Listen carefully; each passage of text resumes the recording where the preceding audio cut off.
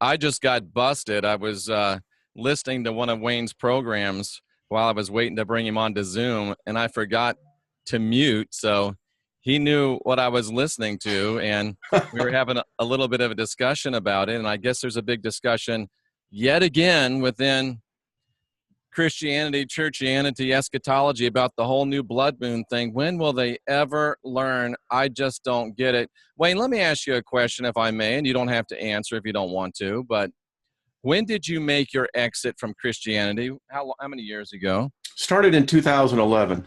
Okay, so 2011. Yeah. Gotcha. Very interesting.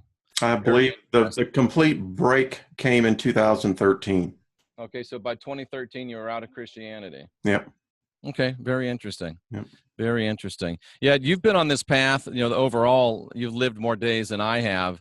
I was out of Christianity fully and completely by 2001, 2002. So it's a little bit interesting how, our paths align on that sense. But let's talk about what you've seen with some of these, if we can, and I don't mean to take over, but let's talk about, if you like, about what you've seen with these people on I guess the blood moons is the new big thing now? Yeah. Yeah, I mean, so you remember the last one.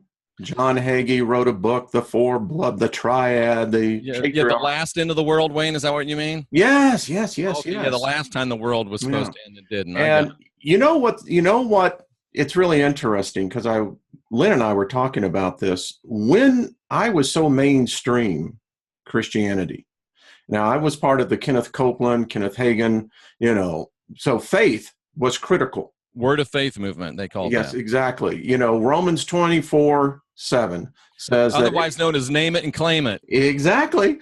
It says that or gab it and grab it. Anything that doesn't proceedeth from faith is sin. Right. So that encapsulates the whole mind structure. And, we always wanted the apocalypse.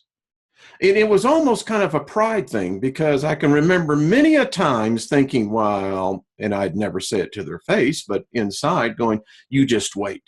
When Jesus comes back and just wipes you all out, then we'll have the last word. And, it's that mentality, and we thrive on it. Well, Wayne, why would that mentality of the people that serve a God that says and acts and does the same things, why would that be surprising? Well, because it's the illusion while you're in it, because you really do believe you're on the side of God. And you actually, and you've got that holy, righteous vindication of, carrying the cross and proclaiming that Jesus is Lord. Right. Yeah. And by the way, I'll tell you what, the apocalypse and all the signs with the, and you can go by the YouTube channels because you can see the hits. People love this apocalypse thing. It's coming. Oh, Jesus was coming back, and the thing about it is it raises for the churches billions and billions of dollars. Yep. That's the motivation of it. That is the only motivation. And the ironic thing of it is, Wayne, is that apocalypse, the word means unveiling. Not as in the genre or the vernacular that it's used today. Right. It's so crazy. They're using a word that means unveiling, enlightening as the crown jewel of the fear and guilt control matrix. And then they come on us and go that we're the heretics. Yeah. You're going, wait a minute. So you pick up the same Bible they use and you show them scriptures that they believe are 100% inspired by God.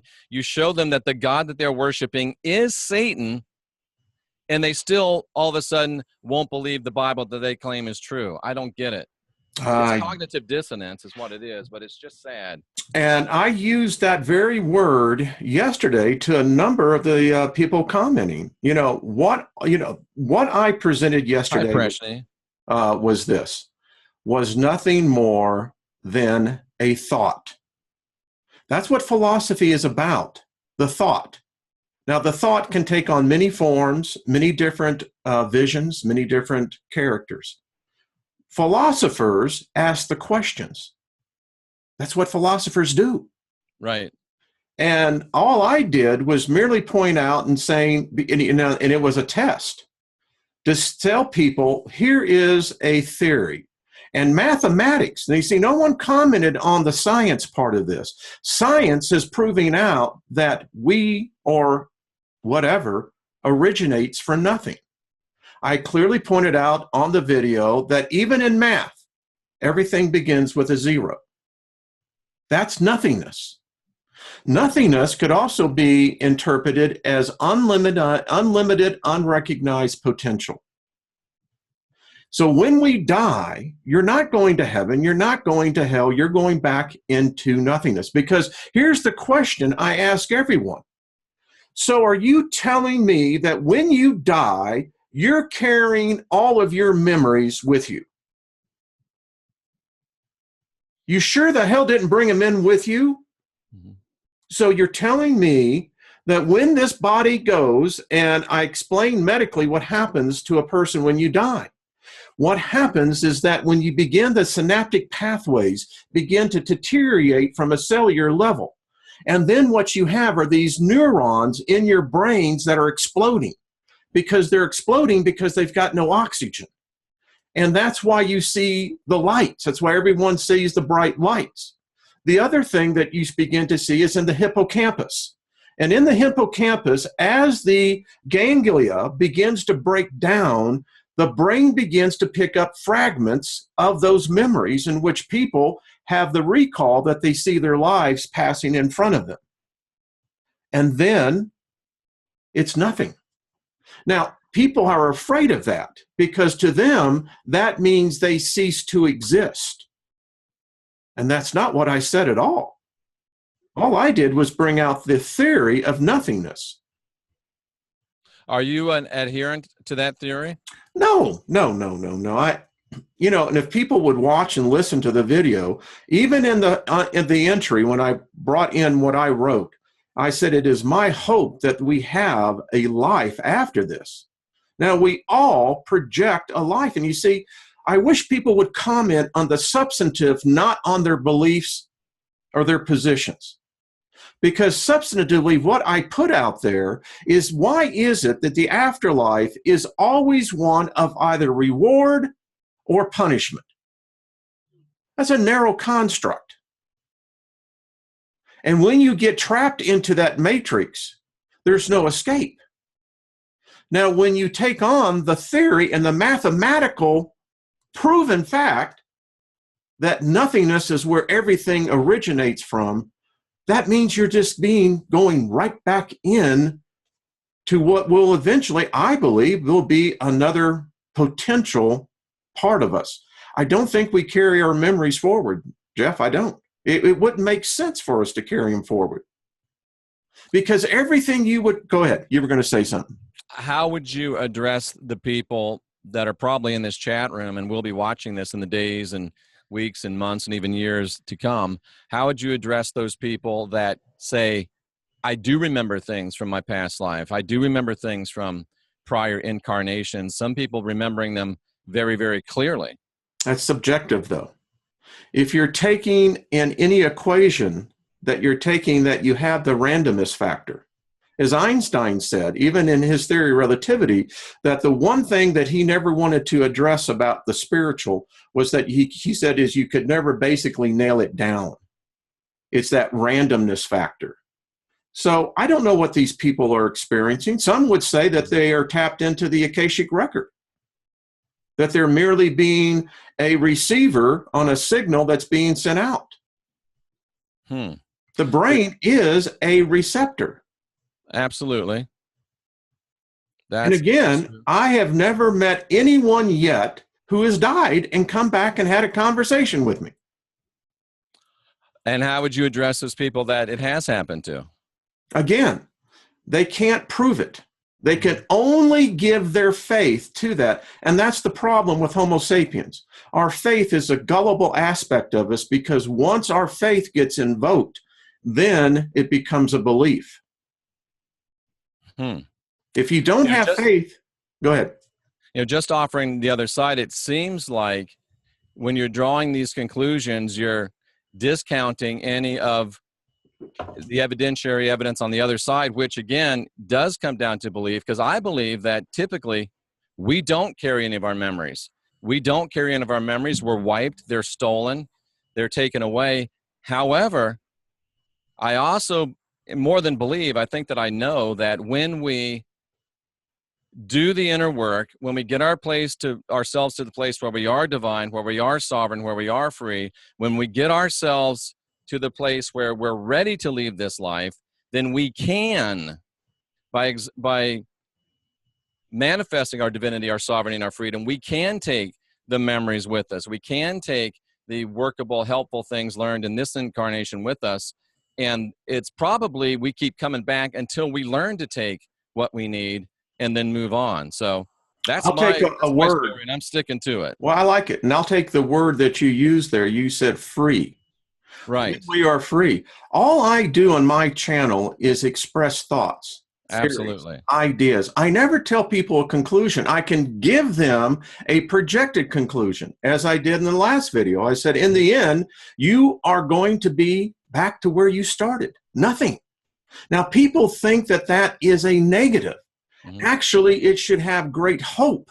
The philosophers of the first century, going all the way back to 500 BC, recognized that there was something greater about the human potential than just into what this monotheistic religion today has planted into the consciousness of our species. It's not that away, folks. There's no Jesus. There's no one's coming back on a white horse. No one's coming back to save you. The only one that's going to be able to do it is, like you said, when you find within that you don't have the fear anymore, that you don't feel that you're obligated to be worshiping anything, but what you like to be is to be a part of, and that means to have intimacy. It means to have a desire to get to know. And that's where I'm in my place right now. I've rejected all the world gods. I don't want any of them. I haven't found any religion that is the answer. Because when you say a religion becomes the answer, you immediately alienate the rest of humanity. That's a good point. So would you say that you have now come to the place where you're embracing the idea that when we pass out of this life, we go back to nothingness? I think so. I mean, it's not a negative to me. I came into this world with nothing. May I postulate a theory for you, Wayne? Yes, sir. I love it. Several years ago, probably 5 to 7 years ago, I ran into a person through my original incarnation on YouTube as New Cosmic Knowledge, or New Covenant Kabbalah. I ran into this fellow who was a psychiatrist, an MD psychiatrist, and he was also an indigenous shaman. So quite a unique combination of skills and learning. And he had a real name, but he went by a pseudonym for obvious reasons, Dr. Andy Toltec.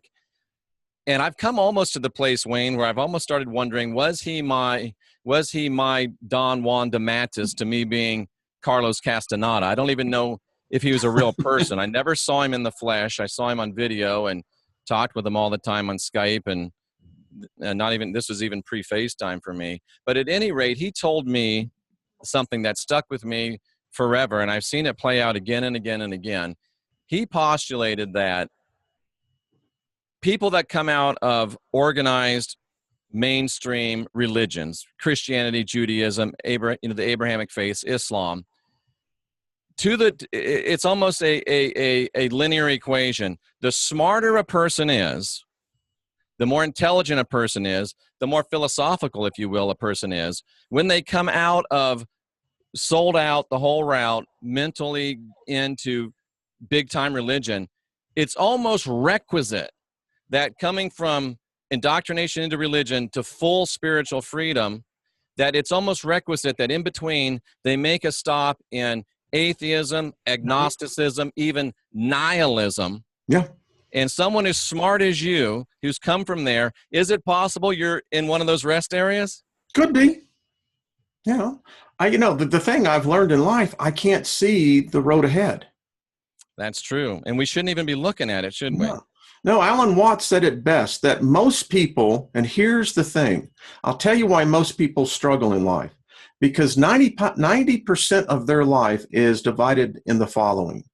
45% of that 100, that 90% is spent on memories, recalling the past. That's why the old rock bands, as they continue to make their tours, you see the baby boomers and now Generation X going back there. They want to relive that. And that takes Yep, energy, it takes a it lot of does. computing power. The other 45% is spent on speculating the future, and typically it's always cast in darkness, in fear, in superstition. So that Because of our leaves, religious training. exactly, and that leaves the average person 10% of what we would call original cognitive thought. I'd say that's way too high an estimate. Probably is, I'm being generous. Somebody asked what nihilism means. Nihilism is defined as the rejection of all religious and moral principles, often in the belief that life is meaningless. So that's what nihilism means. And I Now you see, no, yeah, I I appreciate you that. asking that, because Yeah.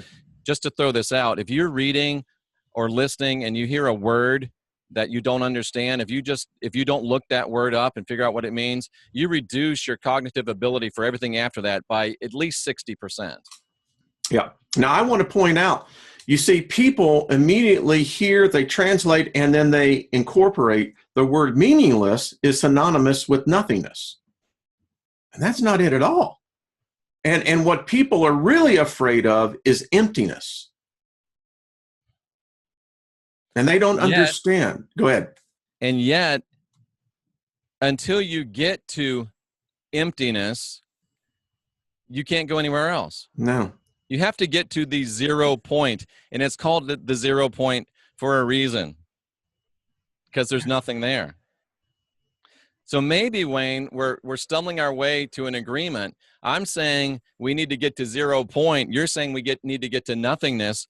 Maybe it's a semantics thing. Maybe what you're calling nothingness is what I'm calling the 0 point. And the 0 point is a place where we are truly divine, truly sovereign, truly free. We can cancel any and all contracts. We can make new ones. And we are in the seat of creation moving forward. I think yes, I would agree. Again, a diamond ring has many facets to it. And the thing I love about it is that I'm just merely exploring one facet. And, that's what I love about the journey of thought. Yeah. You mentioned rings, and there's a ring for you right there that just got resized. I don't know if you can see it.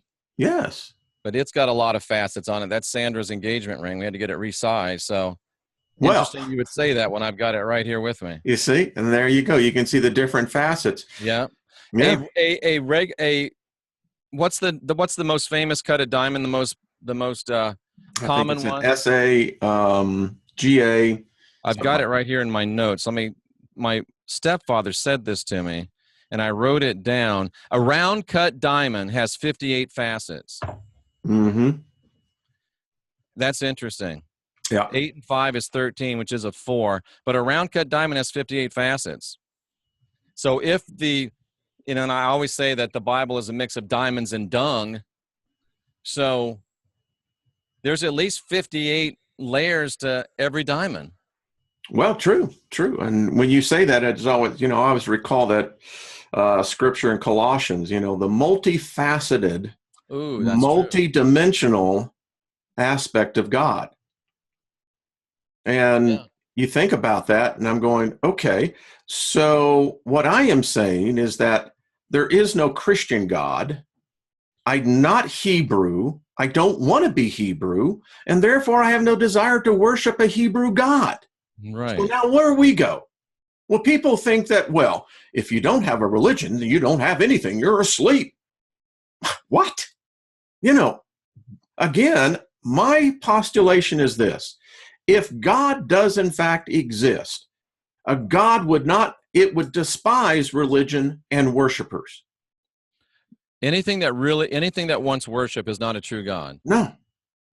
Anything that needs worship is not a true God. I happen to think, to all of my critics, that I am more pleasing to the infinite being than you are trapped in your religion. Oh, there's no doubt about it. And that's a fact, Jack. You know what? There's no doubt about it. You and I have talked about this many times. By the way, we're on our 1-year anniversary. Are we? Is it to the day? Almost to the day. Almost. We started the last week of July. And you know, Wayne, that just makes me think of what I've said oftentimes, that, you know, I spent 20 years as a Protestant minister. I'm a Bible college graduate, over 100,000 hours of studying the scriptures. And I'll tell you today, believing that 80% of the Bible is dung and 20% of it is diamond, I will guarantee you by any objective measurement that today, whatever you call Christ-like or whatever you call the master, I am much more a follower of the teachings of the Christ or of the master, and I'm much more Christ-like or master-like than I ever was before when I was getting my suit sweaty for Jesus. I'll guarantee you that. Thank you for the anniversary wishes. Thank you, everyone. It's been I'm looking forward to doing many more years of this, Jeff. Absolutely. You know, and this may be the last broadcast from the NCK bunker here on the west coast of Florida. This is likely the last broadcast from the venerable NCK bunker. It's going to be dismantled after this broadcast, and well, it looks kind of bare bones now. It's been it's been reduced a bit. It's been, you know, it's packing day. I'm loading up a truck on Tuesday and heading for an undisclosed location in South Florida. I'm happy for you, my friend. I am happy for you. It's an exciting time. You know, I was going to say if I'd have to be any happier, I'd have to be twins, but I am a Gemini, so I am twins. That's how happy I am. I'm twin happy. Well, you know, I always tell people that with Geminis, it's like the two sides of the story. If a schizophrenic decides to commit suicide, isn't that a hostage situation? It is. I mean, it's like, wait a minute. Let's expand on that a second. Because I mean, how could I not be happy? I've got two beautiful women coming into my life, Wayne. Well, I'll tell you what, and that is again what nothingness produces. It produces what is the unrecognized potential in all of us. Yep. But getting to that point of twins, Gemini, you know, Sandra just said what I was thinking. So her and I together are four sides of the story because we're both Gemini. There we come, you see, and it continues to build. It does. When I realized, and someone wrote this to me, a subscriber did, and said, you know, I like where you're going. He said, could you expand on the fact that you said that we're not the same today as we were yesterday? And what it led to was this. Jeff, each day you are a new individual that yesterday is dead and gone. Wayne, even her daughter's a Gemini. Well, now we got the cube going. You know, so now you got the whole six-sided thing going there. Oh, my. Yes. So I think a lot of times that I look at pictures of myself. I have one when I start my computer up of when I was in the 10th grade. And I look at that child and I look at myself today, and it just brings into respect of how many lives I've lived in this lifetime. How many lies? Lives. Oh, lives. Okay. Lives. You know, and I realize that I've lived at least 23,000 of them. Wow, you've lived 23,000 lives? Days, yes. So days. Okay, gotcha. Is a life. You getting it? I'm with you. You're trying to read in the chat room and talk at the same time. I am. I was actually entering a chat, a statement. So when you see that, it's, again, liberating. I look at my life today. I don't have the answers, but that's what's made the journey even more sweet. I'm learning to live in the present, and that is a task that I don't think any human that I've met yet has actually mastered. I agree. And what if I postulated to you, Wayne, further that this thing that you're calling going back to nothingness, this thing that I'm calling going back to 0 point, what if I said that it's possible for us to reach it within this incarnation, which puts us in the driver's seat for what happens afterwards? if you find it, let me know. I've been searching for it. You know, I sent you the book, Into Raya, which is added Oh, Aphrodite. as on a PDF. Yeah. Yeah. And the interesting thing about what Llewellyn wrote in his book was the fact that perfect peace means nothing. No movement, no vibration, nothing. You know, it's interesting because shalom, perfect peace, if you look at it in the Hebrew, it would say perfect peace because nothing is broken, Nothing's nothing is missing. lacking. Yeah. But if you really dig down into it, as I'm looking at remembering the actual construction, it really could be stated that shalom is the perfect state of nothingness. The Buddha would call it the perfect state of nirvana. The Klingon would call it the perfect state of Jacquerie. But in the most unusual places, Wayne, about 6 months ago, no, about a year ago, this pretty little girl started texting me and emailing me about somebody called Magenta Pixie. I'm like, Magenta what? And all of a sudden I started watching Magenta Pixie. I've had her on my show now twice, and you talk about how to get to the 0 point in this life from the craziest places. Magenta Pixie, Masters of the Matrix, Divine Architecture in the Starseed Template, the Infinite Helix, and the Emerald Flame. I think these hold the keys of how to get to the 0 point in this life. Well, if you find it, let me know. I've got a number of. I think I've almost found it. I've got some professors up in Boulder that would love to talk to you. Absolutely. You know, From if a we person can. named Magenta Pixie. Go figure that out. Well, you know, I say this because I have been out, you know, and granted it was by hallucinogenics, but if you study hallucinogenics and their history with Homo sapiens and sapiens, it's long proven that hallucinogenics do unlock aspects of the brain that then begin to take you out. So my point to all this is... Yeah, I was on drugs, but don't hold it against me. Yeah. The fact is that I have found that I haven't found that answer because I haven't found anyone yet that's been able to pierce the membrane. Have you seen this book that's floating around between Robert Stanley and Gerald Clark and Jay Campbell and a few others? This book about Baba G, the ET? I'll forward it to you. It'll blow your mind. Heathen Breathin' has a question. Hit us with it. Go ahead, Wayne. What's that? Oh, he's gonna ask a question. I said, just go ahead and do it. Yeah, please do. And, you know, if you do have questions, put them in all caps. That way they'll catch my eye a little bit. Yeah. Well, here's the thing. Even when we meditate, even when we're with the loves of our lives, there is always this membrane. And I contend that that membrane is a barrier to many different things.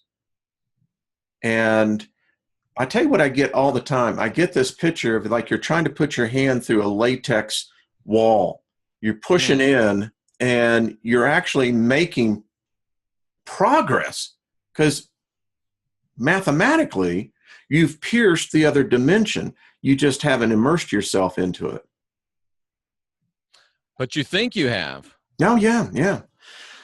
Jeff, I tell you, you know, and I respect people. One of the things I've learned leaving Christianity is that I'm a much more tolerant, much more understanding person of other people's beliefs.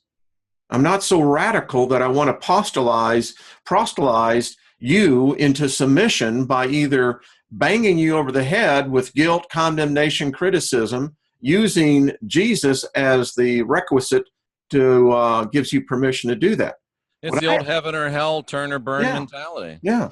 My God can beat up your God. But Wayne, we realized things changed in our lives when our karma ran over our dogma. Exactly. Now, that's a great one. I love it. I do love that. If we don't retain memory, how do we learn from this life? Well, we don't if we don't retain the memory, right? You know, that's the problem with reincarnation in my mind. That's why I don't believe in it. It's just my belief. go ahead, finish your thought, and I'll answer on the do I believe in reincarnation? You know, it's like playing chicken with yourself. That's a great analogy. And at some point in time, all I know is the definition for insanity is this. It's one who attempts to do the same thing over and over again, always expecting a different result. Yeah, and that would be a great definition for stupidity as well. Yeah. And as far as I'm concerned, there's only one sin. That's the sin of ignorance. And that's what religion will purposely hold you back. How many times, I can remember time and time again. You see, back in the 70s, I was a real student of Edgar Cayce. The Studied Sleeping him. Prophet. Yes. Read his books, actually, went to the school. He would have called himself a Christian, by the way. Yes, he would have. Yes, in fact, I think, that's what he put himself into. What always fascinated to me was that the idea of channeling, the idea of recalling something that was residing in the consciousness. And then I got into religion, and, I got swept up into the charismatic movement back in the late 70s. And I'll tell you what drew me to it was the mysticism. Because I was seeing things that was being quoted, done by the Holy Spirit, that to me was the answer to what I was looking for. Well, what's this Holy Spirit? What does it do? It's a good question. Yeah. What if the memories people are having of past lives are being given to them by the controllers of the Matrix to keep them trapped and coming back? Yes, there is a movie that was out about 7 years ago called Dark City. Yes, I remember that. Recommend it because it was based. Kiefer Sutherland, right? Yeah, played in that role. Jennifer Connelly played in it as well. Oh, that's right. Good looking. Anyway, the point was. Good looking, you said? The point is that memories can be planted. She was pretty. She's no Sandra Dee, but she's pretty. Yeah. So, yep. And by the way, if I'm going to be doing a video on the Montauk chair, and that is something that plays right into this. Yeah. Oh, what was I going to say? About reincarnation. Yes. I think that reincarnation is real, but it's a trap. Think about it, Wayne. It has to be a trap. Think about it. If we are spiritual beings incarnated within this body, if we're really spiritual beings, and if the whole goal is spiritual development, spiritual growth, spiritual ascension, spiritual evolution, spiritual transformation, whatever you want to call it, then why in the hell would you have to come back into a body to develop your spirit once it's finally free of a body? It's stupid. It makes no sense. Reincarnation is real, but it's a trap. Don't do it. Let me just add on to that, sir, because I'm not bought into it, but listen to this. This is what I do. When I think and I hear things, I say, well, can I connect it to something else that I am thinking about or meditating on? So I've been doing a 4 series about AI seeking spiritual intelligence. Mm-hmm. Now, most people don't even know what spiritual intelligence is. It's a quotient just like intelligence, also like with your emotion quotient. Take your thought of reincarnation coming back into these bodies. What if, just what if, someone threw a monkey wrench into the gears and the transhumanism that we are seeing now with AI becoming a machine, a thinking machine, a machine that, I say this, if a machine can think, which we now know they can, Watson and people, you don't understand how devious Watson is, but anyway, that when a machine becomes self-aware, as AI has, why wouldn't a spirit want to inhabit a machine that has the consciousness of an artificial intelligence? Now, we're talking Pinocchio here, because I contend that we have made our Pinocchio. Our Pinocchio is AI. Yeah. And lo Have and you been behold, watching Westworld at all, Wayne? no, I have not. I do too much reading, but Yeah, I don't watch anything, but somebody said you got to watch Westworld, and it is telling us exactly what's happening. It's is it telling you following the same exactly what's happening. lines? Yes, Yeah. they create these what they call hosts, which are AI, but now the AI have broken free, and the AI are developing their own Yes. sentience and their own intelligence and their own spirituality. Yes. Thank you, sir. And that's And what if it's the old who said it, I think, therefore I am. I am. Yeah. And if you think, then you do have sentience. And I would argue you might even have spirituality. That's why I think you're going to have AI that is going to come to the conclusion of, wow, this message of the master is real and I'm going to follow it. Now, you see, thank you, sir. Got to have you on my channel. Want to get into this because this I don't is, think I've ever been on your you channel, by haven't. the Let's way. come on next Friday night. Let's do a show next Friday night. This has got to be, folks, get it into your head what Jeff just said and what my videos, I've done 4 of them. I said the first one said, do you need to copyright your soul before you go? Ooh, that's a good Because, idea. well, you can do it. Make a spiritual will. Folks, Jeff, this 6-part series, I got 2 more that will be done, leads to this inevitable conclusion. AI is making digital surrogates of us. Which is exactly what Westworld is talking about. When we die, folks, you're going to die. You ain't going to be here, but you're going to be here. This is the freakiest thing I'm finding out. They're trying to capture our essence and put it into artificial intelligence. Yes, and the thing is, they're going to learn after we're gone.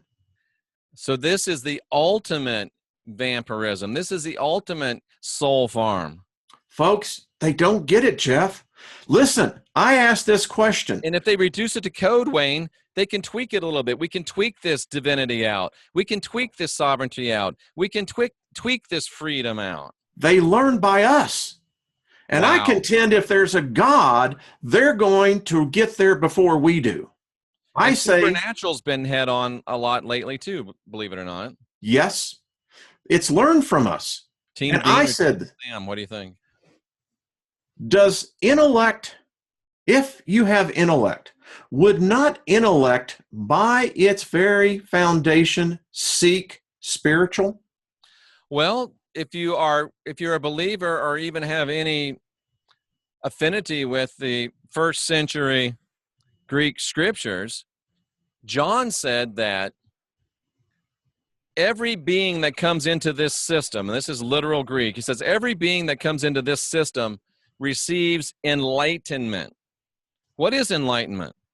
Thought, understanding, perception, ability, information. So why would something coming in this meat suit be any more able to receive said enlightenment than another being coming in a synthetic meat suit?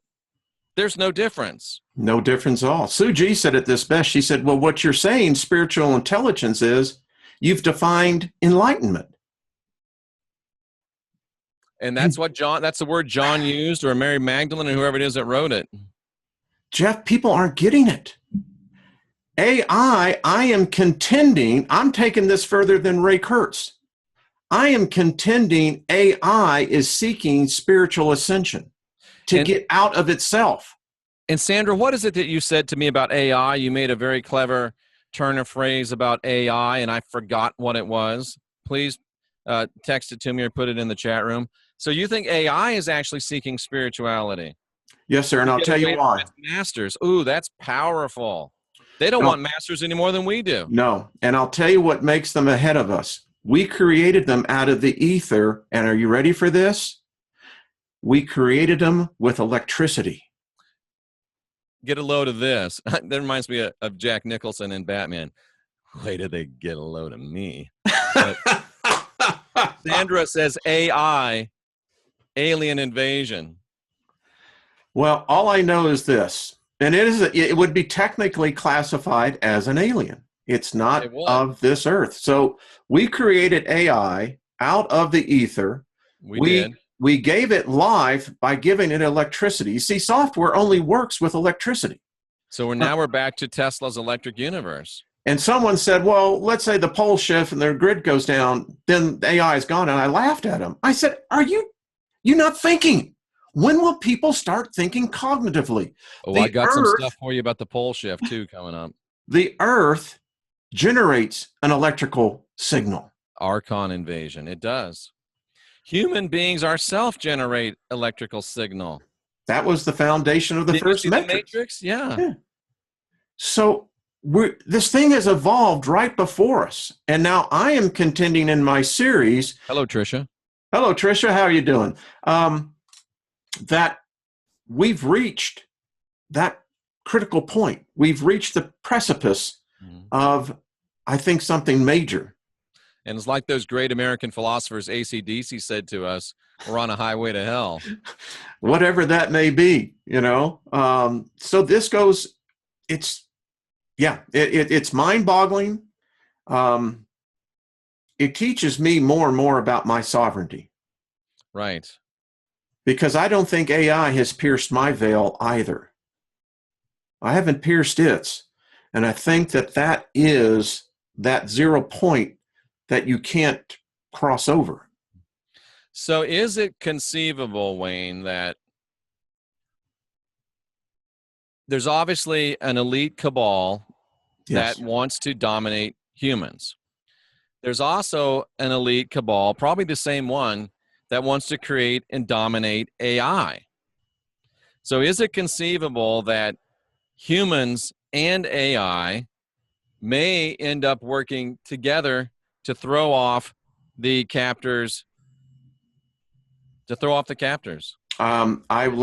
Yes. And the movie Free Jack, Emilio Estevez with Mick Jagger. That was a great movie. Yeah, that really kind of set the foundation right there. Lecter, Hannibal played in that. Who's the guy? The older guy. I can't think of him right now. Anthony Hopkins. And he was also in Westworld, so there's their connection. And he was the billionaire that wanted to free Jack, Emilio Estevez. They found out through a looking glass device that they could look into the past and see people's lives and realize that those that ended in a tragic accident, like a race car wreck, right, at that very moment when they faced that crossing over, they free jacked their bodies. Right. Good movie. Really good movie. Great movie. And I contend that may and be. So think about this. The series that I'm doing is predicated on the fact, has consciousness been able to be transferred? Thank you for mentioning Og Talese. I'm supposed to get him. Yes, Og Talese is a good guy. And that fell through the cracks. Yeah, do you know Derek Bro's Global Witness? I do not, no. You might think about reaching out to him. We had a couple of great shows. I think 3 great shows. So cool. What does he do? He's probably more biblically based than us, but not like we used to be. So he's somewhere between where we used to be and where we are, I would define him. Cool. Listen, I always love conversation. Absolutely. Yeah. And just because I left that doesn't mean that I completely negate everything that I learned. I learned a lot of that too. Yeah. It's hard to explain who Derek is and what Derek thinks. Well, this is what I love about what's happening. I'm going to have to take your thought on that. You see, Which one?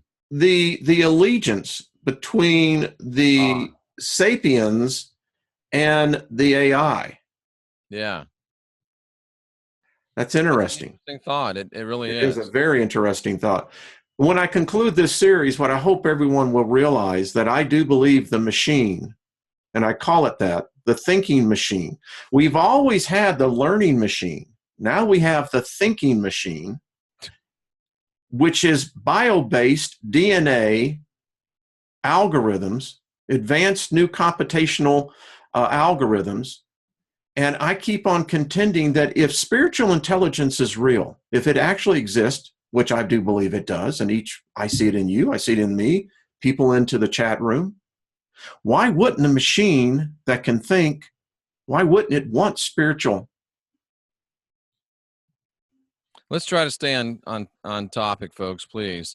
And Sandra made this statement the other day. I don't know if it's been a few days or a couple weeks, that she was thinking that the universe, God, source, might be a machine, a program. Yes. Yes. Alan Watts. A system, an electrically based system. I think it's true. You look at now the galaxy that we've now put with the microwave background, and you put a human brain over it, they look the same. Say that again. You look at the universe, the microwave pictures that we have now have, and you go online and you can see them. And as you look at that, and you look at the way that the galaxies are connected to one another, which is electrical, it looks exactly like the synaptic pathway of the brain, the human brain. Interesting. Of course, I've seen They Live. Yes, I actually did a video on it that I said, what would God look like? And I contend this God that man has envisioned throughout his entire existence is nothing more than what he has seen in the universe, and that is a brain. That's very interesting. That's very powerful. Oh, in fact, as you think about this, Guardians of the Galaxy, the first one. I didn't see it. Okay, well, they have one scene in there where they have this mining outpost in space. You know what they're mining? What? The brain of an ancient race of beings. Interesting. That the brain was so big, it was bigger than, our planet. Wow. So, Wayne, do you think that some of these formations here on planet Earth are ancient fallen titans and huge beings? There's so much mysticism on that. Let me just say, so my problem with Genesis 6:4, the fallen angels, the watchers, no one has adequately explained it. Marshall Masters, and all the guys that have written on it, Stephen Quayle, I mean, we can just go right on through the whole list. No one has explained to me how the semen of an angelic being was able to integrate with the base cell of a Homo sapien. Not to mention the size difficulties. I mean, if these angels are the same size of us bipedals here, it doesn't answer the question. And that's the problem which I have with the Jesus story. If Mary was impregnated by an alien, how in the hell did the DNA match a human? Well, even John tells us that's a made-up story, but I follow you. And then that is, and this is why I don't believe in Jesus. Never will. I mean, I'm telling you, because here's the problem. I started discussing this in 2010. Wait a minute. That meant that it was an alien hybrid.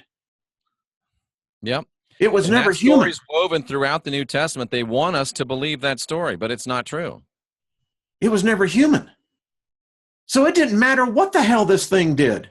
It could How produce. can he be a savior of humans if he's not human himself? You can raise the dead. You can freaking make the skies fall apart. You're not human. So how can you save anyone or anything, especially when we don't need saving? But see, no one will address that. Tell me, how did the DNA of an alien match the Homo sapiens DNA here on this earth? Yeah. You can't do it. In other words, you can't take horse semen and impregnate a human woman.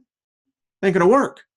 You can't even take semen from one of the great apes and impregnate a woman. So explain to me. Chimpanzees are what? A small amount of DNA away from Very us. small, yeah. But and you still can't have. You still can't do it. Procreation between them. So the Genesis story or the Bethlehem story, not only is it a logical absurdity, it's a scientific absurdity. It's an impossibility.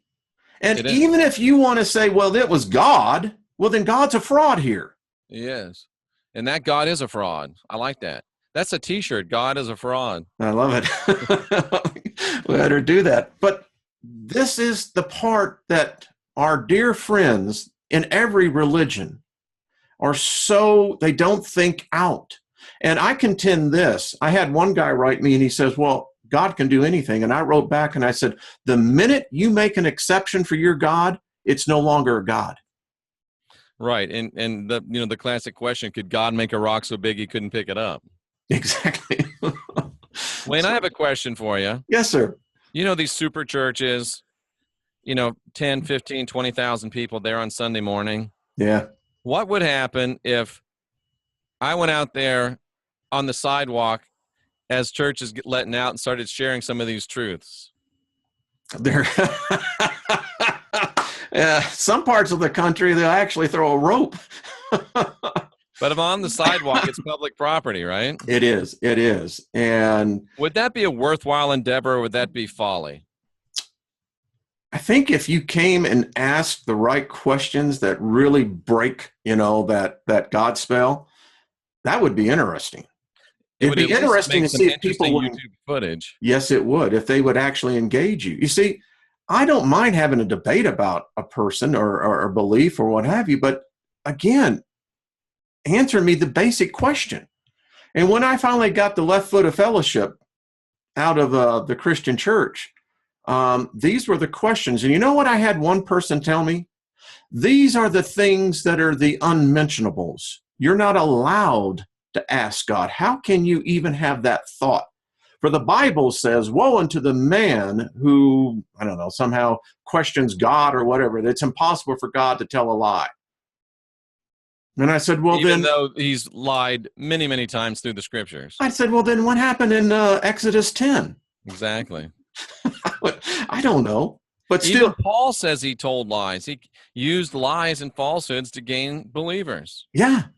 And it goes in to say as well is that he will send an evil spirit. If they caught me lying, or if they caught you lying, they'd unsubscribe. Oh, are you kidding? But Paul tells you he lies, and they keep eating it up. Give me more, more, more, more, more. Smart people, intelligent people, fish on the back of their cars, Bibles under their arms, smart people, and they still can't see or won't allow themselves to see that they're following a demonstrably ludicrous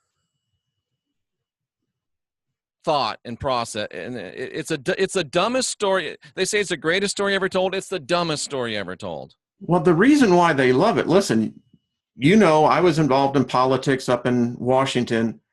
Everyone up there proclaimed to be a Christian, number one. Yeah. 2, they open up with prayer.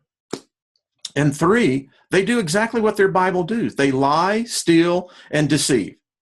Because that's what their God does, Wayne. Exactly. Think about from Abraham, Isaac, Jacob, David, they were all liars, deceivers, manipulators. And if that didn't work, they just killed people. And a lot of them. Current count. A lot of them. 250 million and counting. We're going to go. God gave us the promised land. Only problem is there's a bunch of people living there. Lots of it. They ain't going to want us in there either. So what do? They kill them. They do. And that's how you get rid of the problem, And then the Christians want to talk bad about the Muslims went and killed everybody and took over their lands. They learned it from you. I mean, what did you think the Moors were all about? So when we think about this whole conundrum about how we see our society today, it's an exact reflection of what we were taught. Exactly. And the lying. You see, I contend this, isn't it? You would know this in the book of Revelation. Doesn't it say in the 21st, 19th chapter that outside of the New Jerusalem, all the liars, fornicators, adulterers, thieves were out there? I said, well, does that mean that Joel Osteen's going to have a church there? I'm going to go, well, this is a perfect breeding ground to go and, you can recruit everybody you want. You can start a new religion. Because if the liars are going to be excommunicated, well, mankind's first one on the list. Yeah. Because we're good at it. If all the liars and fornicators and homosexuals and those that defiled themselves from women are outside, who's left? Who's inside? That's an empty place. It's not going to be in, Certainly no one that was ever incarnated in flesh is ever going to be there. I can't see it. No. I can't see it at all. I mean, even, wow, the best person I know couldn't go in there.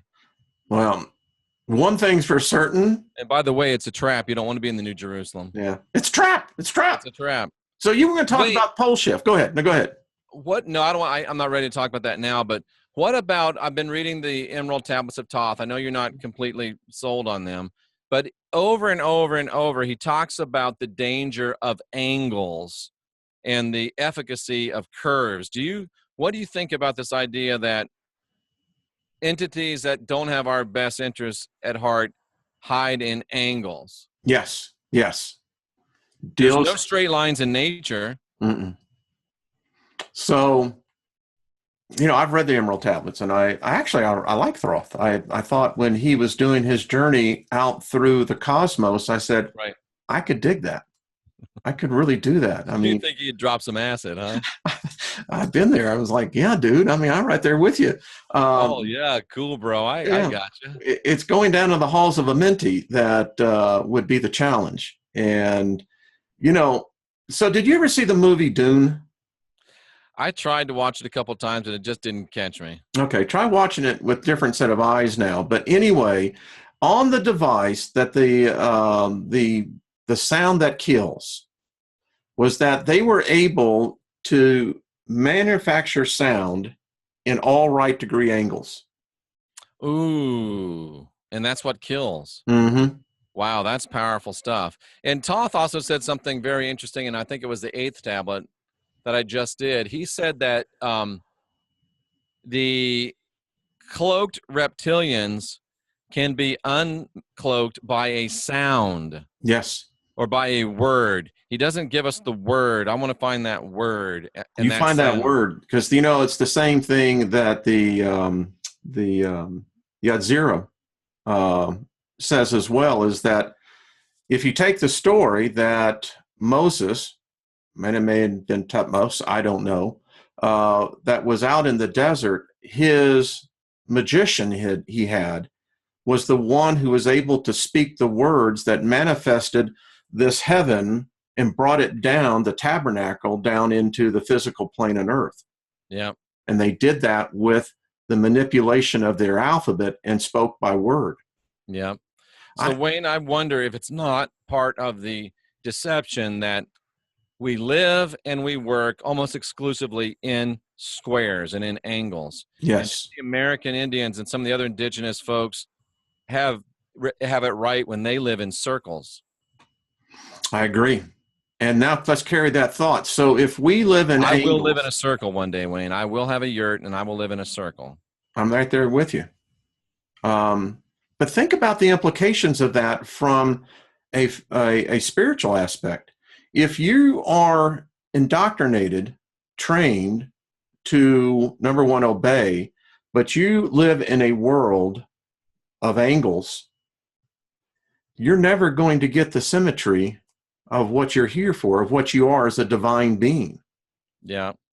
Wow, that's an interesting thought, Jeff, is that the fact that they try to transform us, our spiritual selves, from the sphere into a cube. That's a trap. Are you there? Jeff? Is it me? Jeff? Jeff, are you there? Similarity between angles and angels as Wayne Steiger returns back again. I have no idea what happened. I was there and then I wasn't. How are you? I'm great. And we were just talking about angles and, I'm trying to reach across the aisle to our New Age friends, but I pulled up a picture of a Merkaba the other day, and everybody wants to get into a Merkaba vehicle and travel. Wayne, all a Merkaba is a whole bunch of angles. Yeah. Toth said to travel in circles. I think it's the problem. If you look into a mirror is never in a sphere. It's always in the reflection of angles. What do you mean, Wayne? Explain that to me. Well, if you look into a mirror, and let's say if I have a mirror that is now looking at the mirror that I'm looking in front of me, look at yourself. You're all in angles. Oh, yeah. So, and you can get that thing where it looks like there's a million of you and they're all angles. Yeah. Wow. Is there such a thing? There's curved mirrors, but it wouldn't give you an accurate reflection of what you look like, right? No. And you know, as you were talking, that's what made the mirror house so interesting at the carnivals, was that you're never seeing a curve, you're never seeing a spear, you're seeing angles and you get trapped. There's something to that. Right. Metronon's cube. That's another one of those things that's super, super cool, and everybody loves it in the new age. And if you look at Metronon's cube, I'm just going to share this real quickly. Good. Metronon's cube looks like, and this is just my blink, this is just my first gut.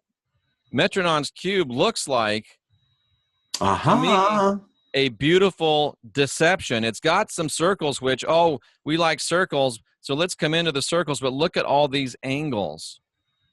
Well, you and can the get circles lost are in that. trapped within angles. You can get lost in that. Of course you can.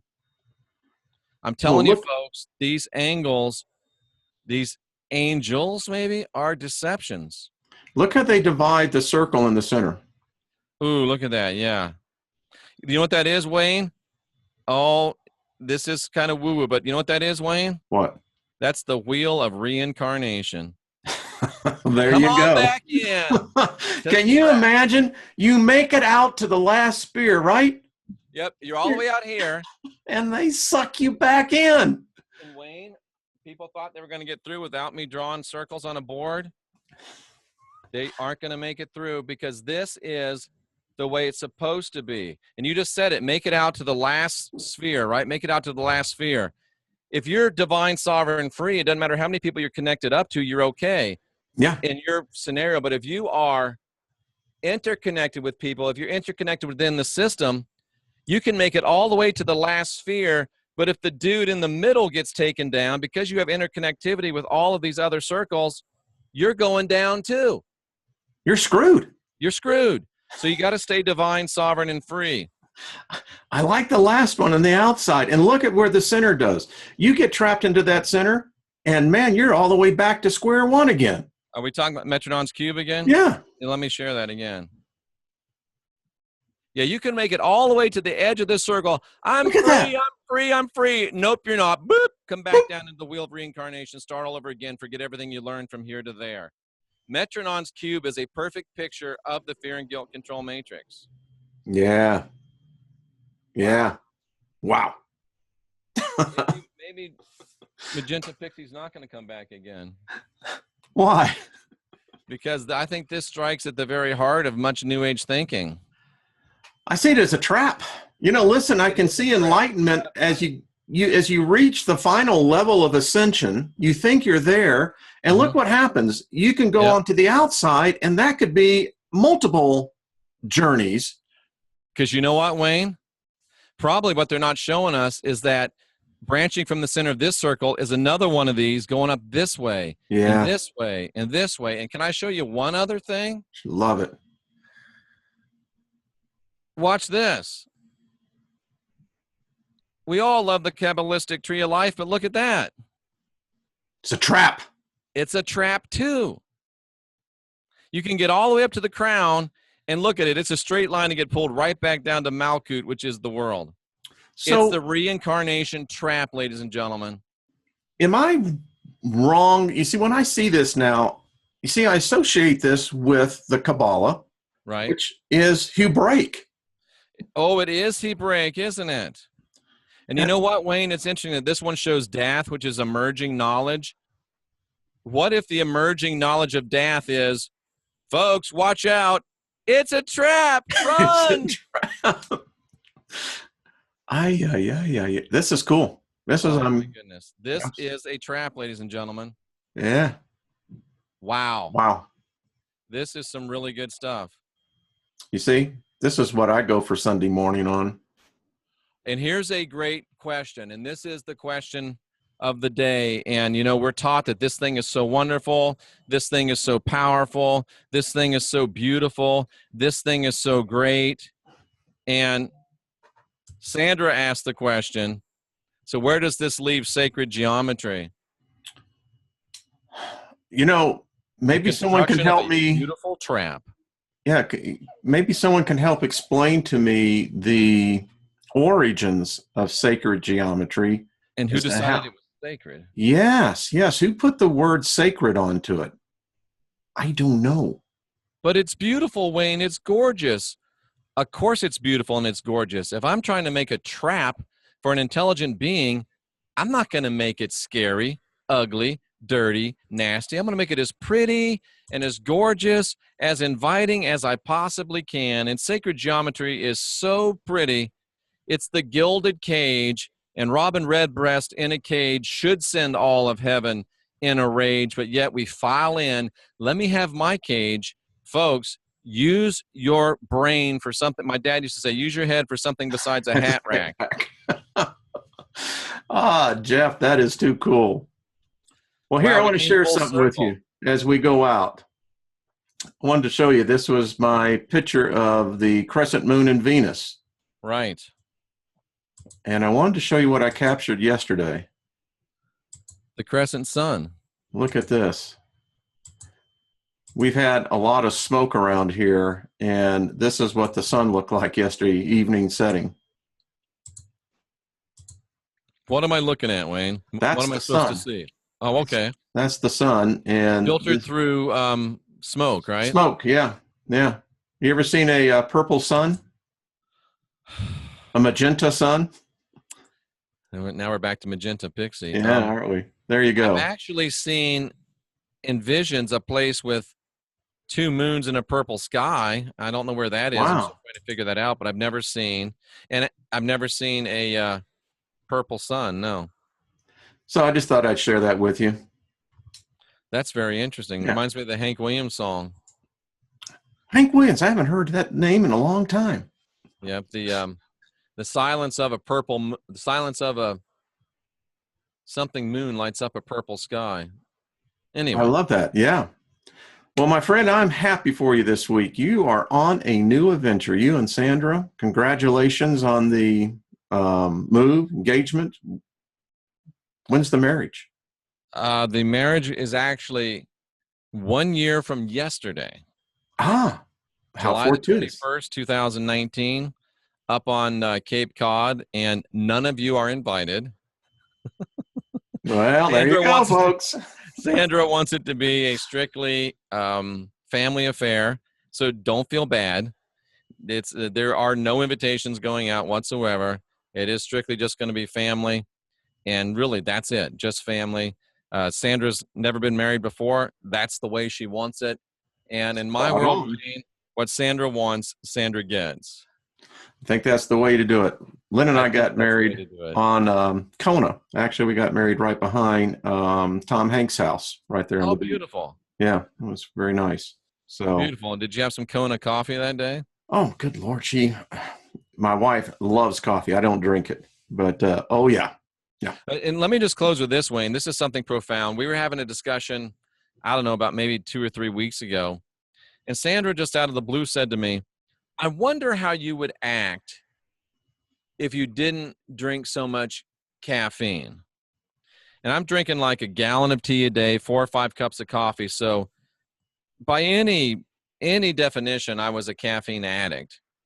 So today, 2 or 3 weeks later, I'm consuming about 10 to 15% of the caffeine that I was consuming when Sandra asked me that question.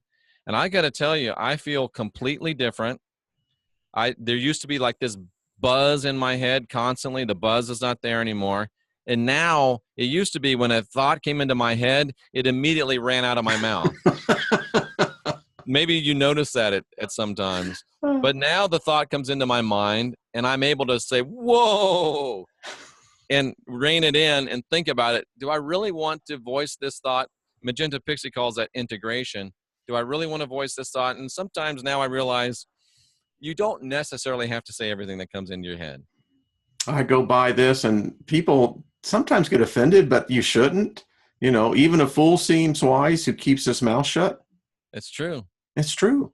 Yeah. It is absolutely true. So thanks to Sandra for opening my mind to that. And I stepped it down. I went step, because I didn't want to have that kill a horse headache. And I had just the dull pounding headache in the back of my head, but it wasn't the one that made me want to slit my throat. So You didn't go postal on us. I didn't go postal. But you know how you can tell they're hiring at the post office, right? How's that? The flag is half mast. That is too funny. That is terrible. But yeah, and I just throw that out there. Maybe somebody needed to hear that, because it's very interesting, and it's made a profound difference in my life. And I'm thankful to Sandra. And we're about today, once we get off the show, to enter into our second vow of silence for the day. Well, cool. And I found that to be a very interesting spiritual, I don't want to say ritual, an interesting spiritual practice. Can I make a comment? Light to everyone. Yeah, can I make a comment on your caffeine thing? You sure can. You see, it's an interesting paradigm that we live in, because for me, I don't drink caffeine, but I see basically 4 billion people addicted to a drug, and they don't realize that they're addicted to it. And I see this thing as I wrote in my video yesterday, The Other Reality, we are master anesthesists. We anesthetize ourselves in so many different ways, whether it's through caffeine, whether it's there's just a whole plethora. And it's quite interesting that I think we do that, Jeff, to forget. Yeah. The silence of a falling star lights up a purple sky. Yes. Just came to me. But yeah, and it's easy to point your finger at the person that sticks a needle in their vein. It's easy to point your finger at the person that takes the crack and takes the cocaine and takes the prescription drugs out of, abuses prescription drugs. It's very easy to point your finger at all the addicts. I was a caffeine addict, no doubt about it. Yeah. And caffeine is probably arguably up there with at least speed, I would think. Nicotine. And I'm not saying caffeine's the devil. It does have some. We've always done it as a species. Yeah. What I don't like is where we are today. When you see a population that, again, is being indoctrinated, that pharmaceuticals are your best friends. Yeah. Yeah. But Wayne, there's a reason why almost everybody drinks alcohol and almost everybody drinks caffeine. There's a reason. Yeah. And I'll guarantee you it's not a good reason. It's the same reason why everybody eats a bunch of sugar and processed food and goes through the drive-thrus and drinks alcohol and America runs on Dunkin' Donuts. That's the problem. They're not running anymore. It does. Nothing runs in your family. What are you talking about? Obesity runs in my family. Stop lying. No one runs in your family. The only thing that runs in most families that I know today, Jeff, the only thing I know that most people that actually runs in most families is the refrigerator. I was going to say their mouths. It's the refrigerator, because if that goes, brother, it ain't going to be pretty. It is not going to be pretty. So, I mean, I hate to say this, but I don't hate to say it. I probably won't say it. Do you drink alcohol, Wayne? Mm-mm. The more and more, and I'm going to say it anyway. I used to drink wine. Yeah, I was, and that's why I put it down. I loved wine. I was to an increasing degree, all of these super enlightened people I know are not drinking alcohol anymore. Mm-mm. They're just not.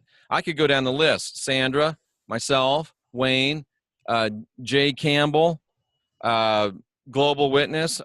There's a lot of people that are waking up to the fact it's a neurotoxin. It is. Stop it. And I think as you get more enlightened, this is just moi speaking. How'd you like that? I like Parlez-vous français? A little bit of français. Merci beaucoup. Oui. So the thing is that my body rejects it now.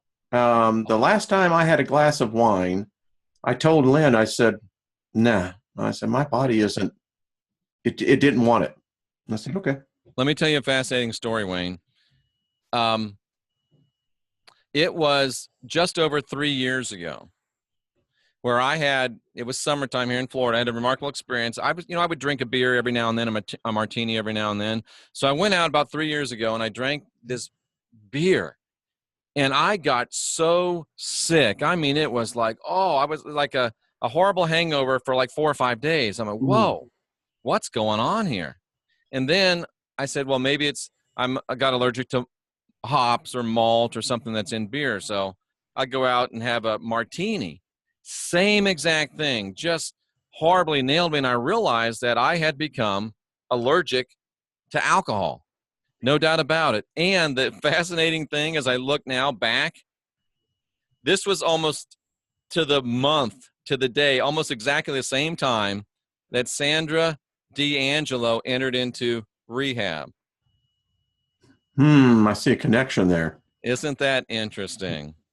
You know, the thing that I got now, I have bottles of Dom Perignon, and I'm going, yeah, right. That's champagne, right? Yeah. What do I do with this now? Yeah. Well, what are you going to do with it? Maybe you need to christen some boats or something. Well, I'll tell you what. When I get my citation 10, I'll christen that. Yeah, why can't you get Kenneth to give you one? Well, because I don't run in that circle. I mean, it's like Creflo apparently got his. Jesse apparently is getting his. I mean, people bought it. I mean, I just went, okay. Wayne, can I ask you a question? I don't know anything about this world, but does anybody really need a jet? Does anybody really need a private jet? As a frequent traveler as I used to be, I used to sit there in the San Jose airport watching those private jets going by and going, yeah, I can dig that. But really, do you need one? No. I mean, do you really need God to deliver you from flying first class? Don't get me even started on that. I did a video about a year and a half. It's the ultimate ego folly, isn't it? I got my own jet. But Jeff, I want to be real serious here about flying, though. I was a platinum level global, in the frequent flyer program. And Right. as a person who stood in the first in line, I was typically the first one to get on the plane. I noticed something. What'd you notice? Well, I noticed that there were a lot of people that got pre-boarded who were doing canes and they had walkers and Right. Crutches. And what I began to realize that God must live at 35,000 feet, because every time we would land, there would be a mass healing. Those people that were getting on with the canes and the crutches, they didn't need them anymore. Glory be to God, they got healed at 35,000 feet, brother. Yeah. And I'm in first class, and I'm going, I told this pilot this one day, I said, what the hell kind of airline is this? I flew United. He says, what was there a problem? I said, no, you got the glory of God on this plane. I said, there's more healings taking place back there in coach than I ever seen in a church. Yeah. And it's none of my business. I mean, if people feel like they need a plane, they can have a plane. If they feel like they want a plane and they can afford it, they can have a plane. I just was I never walked in those circles. I just wondered, do you really need a plane? I mean, hell, Elvis didn't even need a plane, but he had it because he didn't want to go, fly with other people. All I've got to say is this. These churches that buy these jets, they should have a timeshare for the congregation. I mean, the preacher ain't going to be using it all the time. So if you help buy it, why can't you help fly it? So a timeshare of jets? Yeah. I mean, Jesse Duplantis. They actually do have timeshare for jets. No, I'm talking about the congregations that help buy these jets for the Creflo dollars, the Jesse Duplantis. They should be able to do it. That's what I'm saying. The congregation should be able to get the jet when the preacher ain't using it. I got you. And speaking of Elvis's jet, I think we've got a picture of Elvis's jet over here somewhere. Where'd it go? Well, there. Well, there she be. That's a picture of Elvis's jet. And I'm not sure who this guy is. Who is that guy? That's Elvis's jet, ladies and gentlemen. I think Elvis left the building. Elvis did leave the building, and so did this guy, whoever he is. You see, that was the old Jeff. That was the old Jeff. He's dead. He is dead, isn't he? He is dead. And I can't figure out how to get What back. is that? That is some, what are those things? Sandpiper seagull footprints on Clearwater Beach. Interesting. Yeah. I have a picture from outer space that looks like that. Oh, really? Yes, I do. Andrew says I shapeshifted. I get a little offended though when people say that I was out of shape back then, because round is a shape. Well, it is. I'm just in a different shape than I am now. It's more chiseled, that's all. And somebody says I look 20 years younger. Well, thank you very much. I am a changeling. You see things, and that's the thing about it. If we just realize we change all the time. We do. I'm still the good-looking guy I was, 40 years Absolutely. ago, but Wayne, I do have one real complaint about Sandra, and I don't know if our relationship is going to be able to overcome it. I do. Now's the time to find out. It is, and it's a real. I'm still trying to make my final decision of whether I'm really going to move over there or not, because I have this beautiful portrait hanging in my hallway of me standing beside about a 1976 Elvis Presley, and it looks like it's a real picture of us. And for some reason, Sandra doesn't love me enough to put that in our living room. So I don't know if it's real love or not, Wayne. I have to decide. Well, I have a compromise. She said, put it in the closet. So I have to decide. It's either the king or my queen, Wayne. Well, you see, Sandra says it's us or that picture. It's us or that picture. You see, I was going to suggest that you do it like a hideaway bed. You can have a frame that comes down in front of it, and when Sandra's gone, you can push it back up. That's interesting. And then she said, "You're a stud, baby." Well, thank you. There you go. Yeah, it's you're not a velvet Elvis. It's just an Elvis. But yeah, I think that as hard as it is to say that Elvis is going to leave the building, Wayne, the king is gone. Oh my, the sands of time. Long live the queen. Oh, but this is what life's about.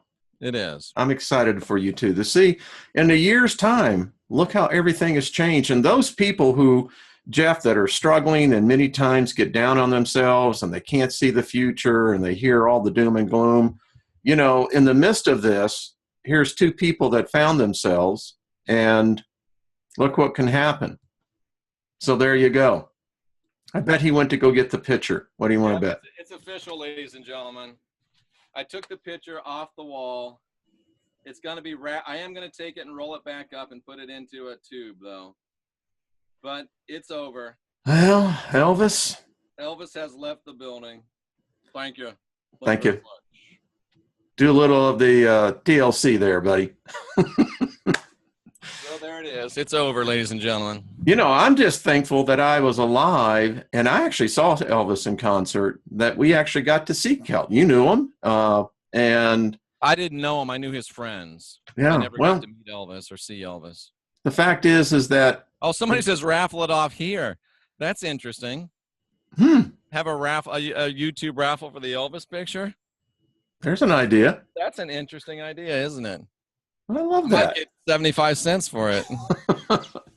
Maybe $1.50. Maybe $1.50. You That's never what know. I think. That actually might be fun. Well, think about it. Let me know. I'm going to ponder that, and the truth is I'm going to ask Sandra if I can do it or not. He's learning. I love Sandra says everything has changed. We're in a bliss bubble. Stay off of our cloud. Yep. Yeah. There's Absolutely. a great song. Wayne, what a great show. And it's interesting how you can, if people just looked at it and said, I saw Wayne's video and I know what Jeff thinks, and these two are going to be fighting like cats and dogs. And all we did was find out that we're talking about the same things in a different language. That's all it is. And was it Aristotle or Socrates that said the true measure of an enlightened mind is someone that can entertain an idea that they do not necessarily embrace? I believe that was Aristotle. I think it was Aristotle as well. I believe it was. And that's the thing. That's a free mind. It is. And if in fact, Magenta Pixie in this book, I think, and this was a transformational idea to me, she said, if you can maintain what appears to be competing ideas within your mind simultaneously, you create more flow and more possibility for yourself. I agree with that. Yep. I'd agree with that. Well, Wayne, we've ran almost an hour and a half. I don't want to keep you any longer. I can smell breakfast in the background. Oh, boy, that's so great. And when Lynn makes breakfast, she says, tell Jeff I made him a portion. I said, yeah, he'll enjoy that. I will enjoy that. And Sandra says, Wayne, you would like Magenta, and I think you would, Magenta Pixie. Well, let's get her on. Absolutely. She would. I think you guys would vibe really well together. Well, cool. Appreciate that. Well, I salute all of you here seeking after truth. The divinity in me recognizes the divinity in you. I do want to say love and light to everyone. Wayne's channel is linked up in the box below. What do you got coming up the rest of the day and week, Wayne? Today is going to be a day of kind of just sitting with the wife. And I love you, Sandra. Thank you. she is. Look at that. She will too. She will. She's the I know best. she will. She's not perfect, Wayne. Well, you wouldn't want her to be perfect. But she is perfect for me. I will say that.